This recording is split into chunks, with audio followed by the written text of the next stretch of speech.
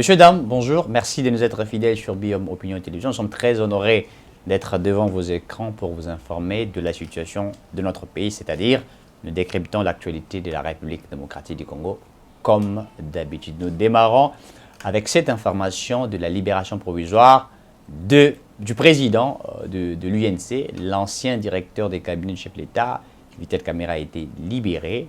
Hier, on a suivi, n'est-ce pas, comment ceux de l'UNC se sont mobilisés pour aller l'accueillir. On a vu la foule, comment certaines personnes applaudissaient, et aussi on a vu des réactions de plusieurs personnes qui ne sont pas totalement d'accord avec cette libération de Vital Kamerhe. D'autres aujourd'hui taxent l'état de droit d'un état de droit. Beaucoup se disent que la justice, elle est instrumentalisée et il y a beaucoup de réactions de partout. On va essayer de décrypter là pour que chacun de nous soit vraiment informé. Qu'est-ce qu'il y a eu exactement sur la libération de Vital Kamerhe? Pourquoi avoir attendu maintenant pour que la personne soit libérée alors qu'il avait demandé à plusieurs fois la libération provisoire, sa liberté provisoire? Cela lui a été refusé à un certain moment. Et pourquoi ça a été accepté maintenant? La justice, la Cour de cassation a été motivée sur base de quoi? D'autres nous diraient qu'ils souffraient, ils étaient tellement malades qu'il fallait les traiter et que cela a fait en sorte que l'on puisse, après beaucoup de consultations, qu'on puisse accepter que Vital Kamerhe soit à l'extérieur aujourd'hui. Est-ce que c'est ça une motivation? Cela étant une motivation, on va essayer aussi d'en parler pour voir tous ces questionnements des uns des autres qui veulent exactement savoir il s'agissait exactement de quoi. Nous démarrons avec cette thématique, messieurs, dames. Vital Kamerhe est libéré provisoirement. Est-ce que la justice a-t-elle fait son travail? Qu'est-ce qu'il y a eu? Il a été accusé d'avoir détourné l'argent de deniers publics, n'est-ce pas, sur les dossiers de 100 jours. Nous avons suivi les procès de Vital Kamerhe sur la radio-télé nationale congolaise, une chaîne nationale de la République. Le procès du début jusqu'à la fin, Jamal et toutes ces personnes qu'on a déjà citées. On a suivi le procès jusqu'à la condamnation de Vital Kamerhe. D'abord, au premier degré, on l'avait condamné de 20 ans de prison. Et après, au deuxième degré, on a réduit sa peine à 13 ans de prison. Mais au moment où nous vous parlons, Vital Kamerhe a fait pratiquement une année, quelques mois, si je ne me trompe pas, ou disons une année, mais je crois une année, pratiquement. Eh bien, aujourd'hui, il est un homme libre, n'est-ce pas? Il est libre, mais cette liberté est une liberté provisoire, en attendant que les procès encore puissent continuer, ce qu'on a dit, et après on verra ce qui doit être fait. Mais est-ce que cette liberté provisoire ne deviendra pas une liberté définitive? Qu'est-ce qui est resté à faire? Est-ce que Vital Kamerhe, n'est-ce pas, n'était que gardé à Makala pour quelques temps et prêt à l'avoir libéré? Certaines personnes nous disent que c'est un plan qui a été fait au niveau de la présidence, puisque l'UNC a signé de contrat avec Félix Tshisekedi, l'accord de Genève, de Nairobi, pardon.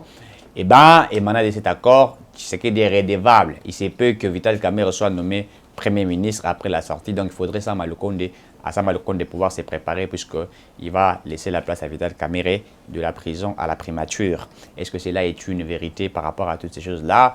On dit qu'on avait simplement gardé Vital Kamerhe pour que l'on puisse, certaines personnalités, certaines personnes voient exactement que l'état des droits était une réalité et qu'aujourd'hui la justice commençait à appréhender tous ceux qui traquaient le pays. On dit aussi que le projet des 100 jours, c'est vrai que ça a été piloté par Vital Kamerhe, directeur des cabinets, mais il donnait toutes les informations au président de la République, Félix-Antoine Tshisekedi. Certains diraient que Tshisekedi travaille des mèches avec Vital Kamerhe et que tout ce qui a été comme étant magouille, Tshisekedi en a profité. Est-ce que cela est en vrai? Est-ce que Félix Tshisekedi est aussi victime de l'état de droit? Ou est-ce que Tshisekedi doit, n'est-ce pas, se joindre de l'appareil judiciaire, ce qui se passe au niveau de l'appareil judiciaire et donner ses points de vue? C'est vrai qu'on l'appelle le magistrat suprême. Est-ce que le magistrat suprême peut-il, n'est-ce pas, instruire les dossiers au niveau de la justice? Est-ce que le magistrat suprême peut-il commencer à commander au niveau de la justice tout ce qui se passe? Est-ce que cela est en vrai? Est-ce qu'il a ce pouvoir-là de commencer à contrôler l'appareil judiciaire? Est-ce que le chef de l'État a-t-il ces pouvoirs-là? On l'acquise de beaucoup de choses. Nous allons essayer de décrypter pour que nous puissions comprendre, messieurs, dames. Kamer est libéré. Kamer est libéré, ça laisse à désirer. Mais moi, je ne partage pas certainement ce qui a été fait au niveau de la justice, puisque vous savez, le dossier des Kamer avait fait trembler la République démocratique du Congo. Beaucoup ont crié à l'état de droit. Beaucoup ont crié à l'avènement d'un état de droit. Beaucoup ont crié à la justice. La justice a été devenue crédible lorsqu'on a arrêté un directeur de cabinet qui était devenu un chef de l'État, un vice-président de la République, faisant tout ce qu'il pouvait faire. Vital Kamerhe pouvait ordonner, Vital Kamerhe pouvait faire tout sans avoir peur, puisqu'il était directeur de cabinet. Il avait les pouvoirs. Les gens craignaient Vital Kamerhe plus que même certains ministres. Quand on regardait Vital Kamerhe, on voyait que c'était un vice-chef de l'État qui parlait. Nous avons suivi les procès, la condamnation de M. Vital Kamerhe. Il a été condamné pour avoir détourné l'argent de l'État, mais aujourd'hui, il est un homme libre. C'est vrai que c'est une liberté provisoire, mais pourquoi lui avoir donné cette liberté provisoire-là? Alors qu'aujourd'hui, au niveau de l'appareil judiciaire, il y a des choses qui sont très compliquées. Vous allez vous rappeler qu'il y a quelques jours, Willy Bakonga a été gracié, n'est-ce pas? A été gracié, il est sorti de la prison centrale de Makala et au moment où nous vous parlons, nous ne savons pas où est-ce que Willy Bakonga se trouve. Pourquoi? Après avoir été gracié, c'est-à-dire il y a eu de la mafia qui a été organisée par la dame ministre de la Justice, Madame Rose Mutombo. C'est elle qui a organisé ce qui a été fait là au niveau de la justice, en complicité avec les procureurs près de la cour d'appel de Kinshasa-Gombe, qui a, lui, les procureurs, n'est-ce pas, a inséré d'une manière calamiteuse le nom de Willy Bakonga, n'est-ce pas, parmi les personnes qui ont été graciées en complicité avec le directeur de la prison centrale de Makala. Et Willy Bakonga s'est en allé. Nous ne savons pas où il se retrouve. Certains vont nous dire qu'il est en Suisse, d'autres nous diront qu'il est à Paris ou aux USA. On ne sait pas, on tâtonne, on ne sait pas où est-ce qu'il se trouve. Alors que Willy Bakonga a été arrêté pour avoir outrepassé les principes de notre pays, qui est strictement dit qu'on ne peut pas quitter les sols congolais ou vouloir quitter les sols congolais avec une somme dépassant 10 000 $. Donc, lui étant sorti de la RDC, n'est-ce pas, avec cette somme-là, c'est pourquoi on lui a arrêté. Mais au-delà de ça, il devrait d'abord purger sa peine qui a été déjà donnée et aussi, après avoir purgé sa peine, s'est présenté pour le dossier de détournement puisqu'il fut ministre de l'EPST et il y a eu des dossiers déposés au niveau de l'inspection générale des finances, qui a déposé au niveau de la justice sur de présumés détournements de Willy Bakonga. Et donc aujourd'hui, la personne se retrouve, en fait, il se trouve et il est comme étant un homme libre. Pourquoi? Parce qu'il y a eu la complicité d'une dame qui s'appelle Rose Mutombo qui a joué à cette complicité et la personne est sortie. Mais qu'est-ce que la dame encore a fait? La dame a initié pour essayer d'atténuer ce qui a été fait. D'abord, la dame a recadré le procureur près la cour d'appel de Kinshasa-Gombe pour l'informer, pour lui dire que le fait de pouvoir insérer le nom de Willy Bakonga, ce n'était pas de sa compétence, certainement oui. Puisque Willy Bakonga, au moment où il a été appréhendé, arrêté, il était ministre sortant. Donc, la juridiction compétente de Willy Bakonga à ce moment-là, c'était la Cour de cassation. Mais sur quelle baguette magique le procureur près la Cour d'appel de Kinshasa-Gombe a-t-il inséré le nom de Willy Bakonga? Ça veut dire que c'est de la mafia judiciaire. C'est une délinquance judiciaire qui a été organisée par de ces personnes que je venais d'évoquer ici. Et c'est ce qui a fait que le Willy se retrouve à l'extérieur. Et pour atténuer l'expression, Madame Rose Mutombo va maintenant, comment dirais-je, organiser, n'est-ce pas, ou va maintenant, c'est-à-dire organiser une action disciplinaire en faveur du directeur de la prison centrale de Makala.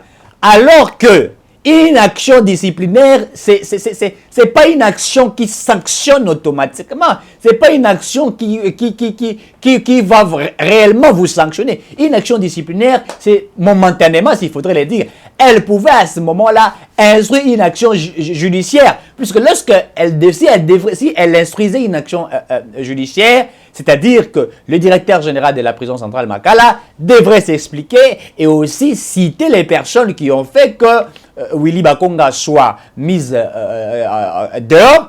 Et ben, à ce moment-là, on devrait comprendre comment les choses se sont déroulées. Mais sachant que si elle instruisait une action judiciaire, elle, Rose Mutombo, devrait être citée dans ce qui a été fait. Et donc, pour atténuer cette expression, pour essayer d'éteindre les faits, Elle instruit une action disciplinaire alors qu'elle devrait instruire une action judiciaire.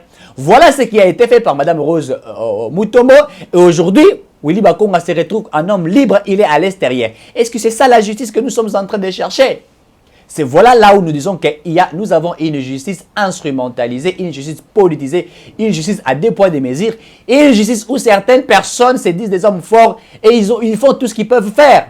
Willy Bakonga se retrouve à l'extérieur. Nous avons eu ici dans ces pays les dossiers des Bukangalozo, dont le procureur près la cour, le procureur général près la cour constitutionnelle, qui sachant que Matata Ponyo ne devrait pas se présenter au niveau de la cour constitutionnelle, il nous a pris tout un temps, n'est-ce pas, c'est-à-dire un match de football qui a été joué, ça nous a pris plus de temps au lieu de pouvoir laisser la Cour de cassation d'aller se saisir de ces dossiers-là. Il nous prend tout un temps et au moment où nous vous parlons, la Cour constitutionnelle s'était déclarée incompétente et Matata se retrouve à l'extérieur. Matata n'est pas arrêté, n'est pas inquiété et Matata ne veut même pas se présenter au niveau de la Cour de cassation puisqu'il s'est dit qu'il est un homme libre, il s'est dit qu'il n'a pas détourné. Alors que nous avons eu des révélations de l'inspection générale des finances. Dans ces révélations, l'inspection générale des finances confirme qu'il y a eu détournement de deniers publics sur l'affaire de Bukangalozo. On nous parle ici de plus de 200 millions de dollars détournés. L'argent de la RDC volatilisé. On vole l'argent, on pille l'argent du Congo et personne n'est inquiété. Et ceux qui doivent être inquiétés, c'est disent des hommes forts. Matata s'est imposé face à la justice et jusqu'à ce moment, Matata Ponyo n'est pas appréhendé, il n'est pas arrêté, il est un homme libre. Et un jour, on peut se réveiller, on va nous informer que Matata Ponyo se retrouve en Belgique. Même si aujourd'hui, on a interdit à Matata Ponyo de voyager. Mais curieusement, on peut un jour se réveiller et voir Matata Ponyo voyager. Est-ce que cette justice-là est-elle une justice propre? Est-ce que telle justice est crédibilisée? Le dossier de Kalev, même la Cour de cassation, si je ne me trompe pas, ça doit être entre la Cour de cassation ou la Cour d'appel, un truc comme ça, elle aussi s'est déclarée incompétente sur l'affaire de Kalev Mouton. Kalev Mouton, aujourd'hui, un homme libre, il peut faire tout ce qu'il peut faire. Alors que Kalev Mouton, à ce moment-là, c'est lui le patron de service d'ANER. Vous savez combien de personnes ont été enlevées sous Kalev Mouton? Combien de personnes ont été abattues sous Kalev Mouton sur la bénédiction de Joseph Kabila à cette époque-là? Mais Kalev Mouton n'est pas inquiété, un homme libre. Sommes-nous dans un état de droit aujourd'hui? Est-ce qu'on peut parler d'un état de droit alors que ceux qui étaient des hommes forts ont tué, ont abattu des gens en République démocratique du Congo? Rossi Mukenda a été tué, Kalev Mouton a été le patron du service de l'ANER. Thérèse Pakangala. Les Franck Diongo, les jeunes Diomindonga l'a tabassé. Les Jekoko Moulumba tabassé. Il a même vomi du sang. Sous Kalev. Vous allez vous rappeler du service de l'ANER à ce moment-là. Comment le service de l'ANER était en train d'opérer. Est-ce que devrons-nous parler d'un état de droit avec tout ce que je viens d'évoquer ici? Kalev Mouton se retrouve en étant un homme libre. Pourquoi on a laissé Kalev être libre alors que nous savons ce que M. Kalev a fait? Est-ce qu'on n'a pas une justice pour appréhender Kalev? Et on ne sait pas pourquoi on arrive à prendre cette personne. C'est à cause d'une justice qui est aujourd'hui une justice faible qu'on nous a voulu nous faire croire que c'était une justice forte alors que nous avons une justice faible, messieurs, dames. Où est Kalev Mouton? C'est un homme libre. Mais il y a des gens qui ont péri sous Kalev Mouton. Beaucoup de Congolais ont péri sous Kalev Mouton. Des gens ont été arrêtés sous Kalev Mouton. Il suffirait qu'on vous trouve avec cette affiche du chef de l'État, pardon, de Etienne Tshisekedi, ou on vous trouve avec, je ne sais pas moi quoi, qui paraîtrait très suspect. On vous arrête, il faudrait payer de caution. Et si on vous trouve que vous êtes suspect, on vous tabasse. Il y a des gens qui ont péri sous Kalev Mouton. Est-ce que la justice a fait son travail? Et aujourd'hui, Kalev Mouton se retrouve où? Un homme libre qui peut vaguer à ses occupations, qui n'est pas inquiété. John Numbi. Où est John Numbi? La personne, on ne sait pas où il se retrouve. Où il se trouve. John Numbi, les dossiers chez Beya. On a abattu chez Beya. On a abattu Bazana. John Numbi était où? Il a manigancé toutes ces choses-là. Il a travaillé pour Kabila. Aujourd'hui, on ne sait pas où se trouve John Numbi. Vous voulez que nous parlons de la justice? Où se trouve John Numbi? Alors que nous avons vu chez lui dans sa résidence, quand on est allé filmer, on a trouvé des corps de personnes dans le congélateur. On a placé ça. On a trouvé que John Numbi avait une maison, une chambre là. Oh, il y a posé la question. Et après, l'abattage des humains. Où est John Numbi? Il se trouve où, très cher Congolais, président Félix Tshisekedi, où est John Numbi? Il se trouve où à ces moments? Est-ce qu'on doit parler d'un état de droit avec ce que je viens d'évoquer ici? John Numbi se trouve où? Mais il y a des gens qui ont péri, dont il a participé. Aujourd'hui, il faudrait les dire. Chebea est mort. Pazana, son chauffeur, est mort. Mais John Numbi n'est pas inquiété. On ne peut pas l'arrêter. On ne sait pas où il se trouve.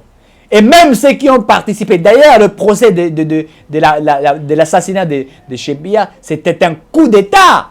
Ça venait de la haute hiérarchie. Mais toutes ces personnes qui ont participé d'une manière calamiteuse, ils sont toujours en vie. Aujourd'hui, certaines personnes ont des maisons qu'ils construisent, ils font des affaires, ils ont des millions de dollars, ils ont des milliards de dollars, ils sont des hommes libres. Mais ils ont abattu des humains congolais qui sont partis. Mais ils ne sont pas appréhendés, ils ne sont pas arrêtés, ils sont des hommes libres. Et ça, on va parler d'un état de droit. Est-ce que là, on va parler d'une justice? Est-ce que là, on va parler d'une justice juste?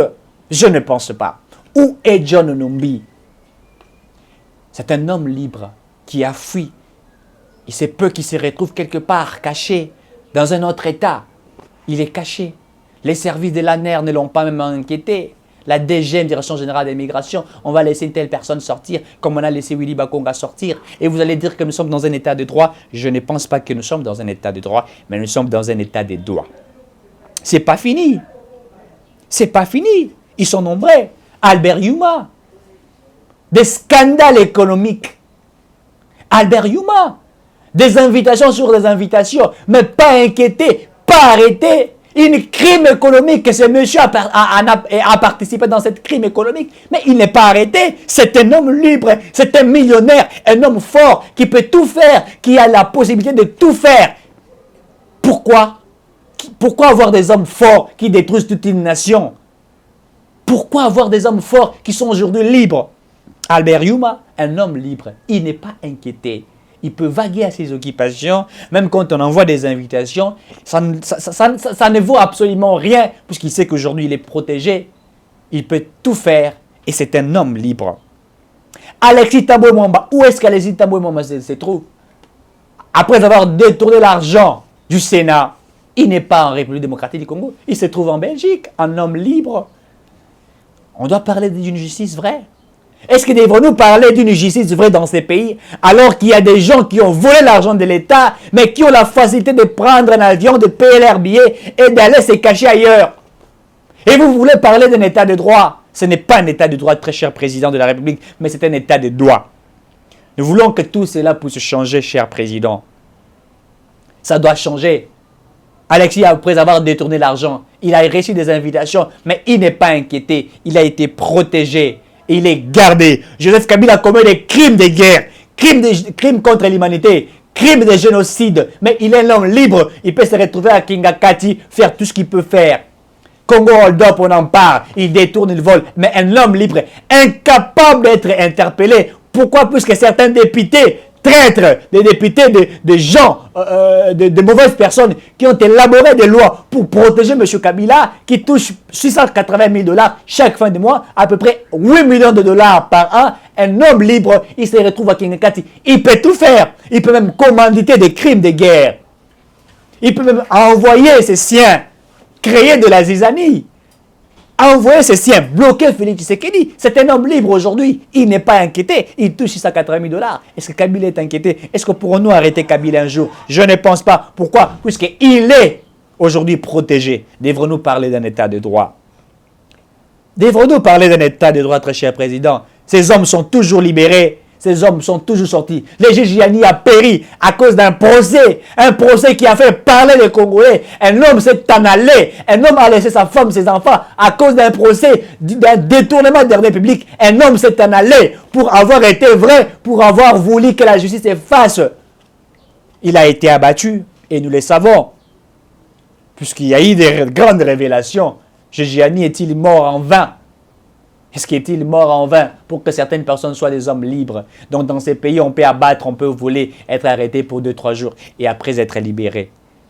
Et là, on ne fait absolument rien. Est-ce qu'on peut parler d'un état de droit dans un pays comme ça? Nous voulons que notre pays change. Mais toutes ces choses font en sorte que nous puissions encore douter. Est-ce que Félix Tshisekedi est-il la personne que nous avons cherchée ou devrions-nous attendre encore à notre Messie? Alors que nous croyons en vous, nous savons que vous avez cette volonté de pouvoir faire certaines choses.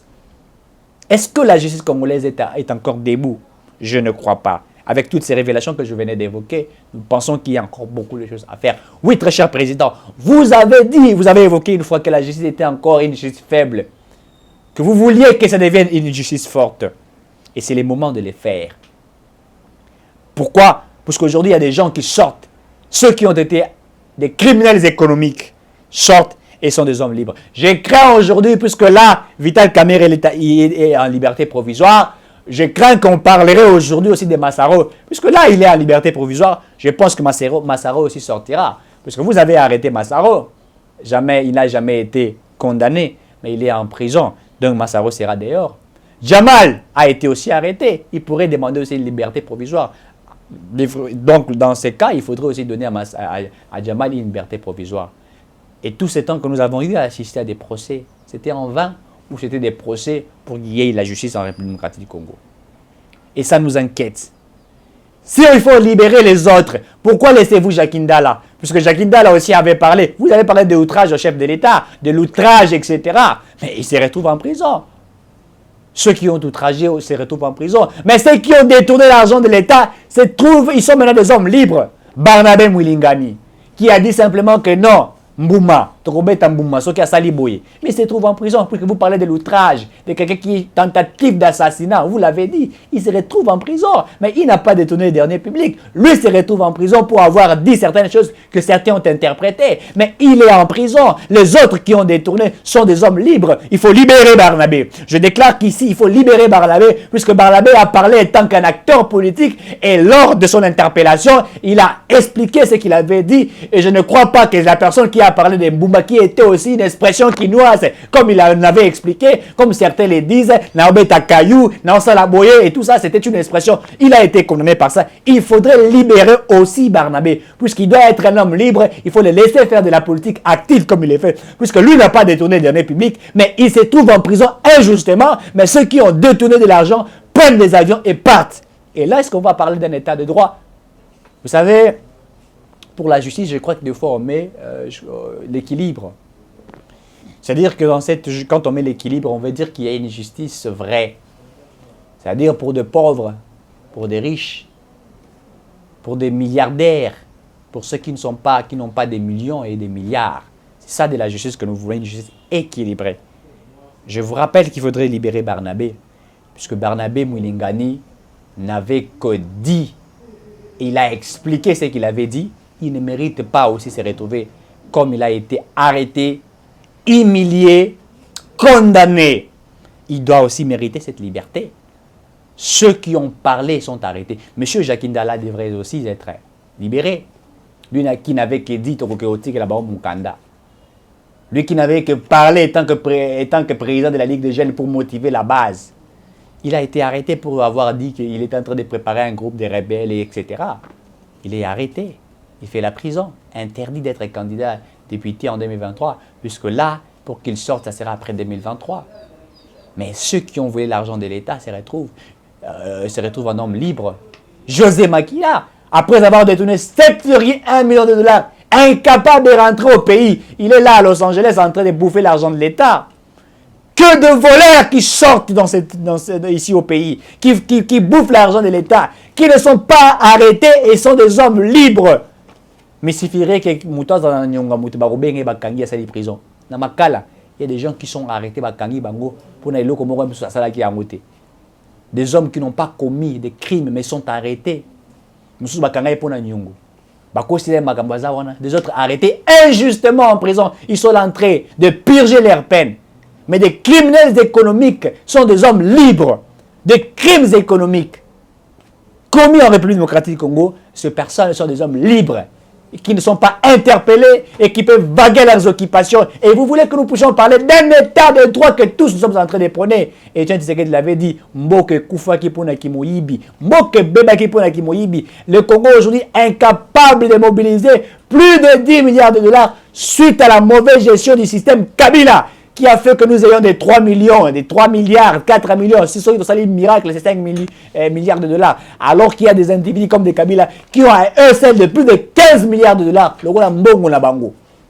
Les Katumbi qui ont volé l'argent dans ces pays, qui ont pillé les Katanga, des hommes libres, qui peuvent aller acquiser le gouvernement congolais chez les chefs frères juifs pour dire qu'on ne veut pas que je devienne président. Alors que vous avez été gouverneur du Katanga, vous avez pillé les mines des Katanga, vous avez appauvri la population du Katanga et vous voulez être président pour piller le Congo. Kabila qui a pillé le Congo et qui dit que le Congo m'a tout donné. Le Congo t'a tout donné, le Congo t'a fait même congolais. Et ça, on doit parler d'un état de droit. Ce n'est pas un état de droit. C'est un état de droit. Parce que nous voulons qu'il y ait la paix. Nous voulons que les choses puissent changer en République démocratique du Congo. La libération provisoire de Vital Kamerhe, je crois que Georges Kapiamba l'a dit, c'est inacceptable. S'il est malade, pourquoi ne pas envoyer des médecins spécialisés pour le soigner là à Makala? Qu'on puisse rétablir sa santé à Makala comme tout autre. Pourquoi le laisser un homme libre, lui qui a été condamné? Vous voulez nous dire que Vital Kamerhe est plus mieux que ceux qui sont là-bas? Au plus intelligent que ceux qui ont été arrêtés? Non. Et ça laisse à désirer. Et nous nous sommes dit, est-ce que réellement on peut encore croire à cette justice? C'est une justice maintenant qui nous laisse, je ne sais pas comment, perplexe. Et je suis resté ébahi pendant un certain moment, je me pose des questions. Avons-nous quelle justice? C'est vrai que le président de la République, chef de l'État, puisque c'est une institution. Nous sommes dans un principe de séparation de pouvoir. Le président de la République ne peut pas donner des injonctions à la justice, puisque la justice aussi, c'est une autre institution. Nous avons pratiquement 4 institutions. Institution président de la République, nous avons les cours et tribunaux, nous avons le gouvernement, nous avons les parlements. La justice comme étant aussi une institution, en fait, elle doit agir d'une manière bonne. Mais est-ce que Mme Rose, qui est aujourd'hui ministre de la Justice, fait son travail? Je ne pense pas. Cette dame mérite d'être arrêtée. Puisque ce qui a été fait d'une manière calamiteuse. Elle qui a été aussi étonnée du fait que Willy Bakonga sorte. Alors que lorsqu'on a donné cette grâce présidentielle, c'était une grâce collective. Lorsque le président grâce, n'est-ce pas, collectivement certaines personnes, c'est la dame ministre de la Justice qui va commencer maintenant à étudier cas sur cas pour savoir telle personne doit sortir, telle personne doit sortir. Mais vous, madame la ministre, comment le nom de Willy Bakonga s'est retrouvé là-bas dans une grâce collective? Vous avez été incapable de détecter que ça c'était Willy Bakonga. Et là, au moment là, vous êtes en train même de jeter l'opprobre au procureur après la cour d'appel de Kinshasa Gombe. Mais ça, c'est une incompétence avérée. Madame la ministre des infractions pénaux. Est-ce qu'on peut vraiment agir de cette manière-là? Une grâce collective est différente d'une grâce individuelle. Quand quelqu'un demande une grâce individuelle, on peut l'accorder, le chef de l'État peut l'accorder. Et il y aura des cas qui seront étudiés, on peut voir comment faire des choses et ça peut se passer. Mais une grâce collective, le chef de l'État n'a pas le temps d'étudier tous les cas. C'est la dame ministre de la Justice qui doit étudier les cas et aussi au procureur ou je crois à X juridiction en fait, qui est censé de voir est-ce que ces messieurs doivent-ils être libérés ou ceux qui ont été cités doivent être libérés. Mais Willy Bakonga se retrouve dehors. Et Vital Kamerhe se retrouve d'ailleurs. Vous êtes aussi étonné de voir Vital Kamerhe se retrouver d'ailleurs. Je crois qu'il faudrait revoir beaucoup de choses. Même le chef de l'État est victime de l'État de droit. Même le chef de l'État est victime de ce qui se passe en République démocratique du Congo. Il a trouvé un pays en désordre. Oui, un pays en désordre. Mais monsieur le président de la République, il faut une réforme de l'appareil judiciaire. Sans cela, l'État de droit ne sera qu'un État de droit. Merci et à très bientôt.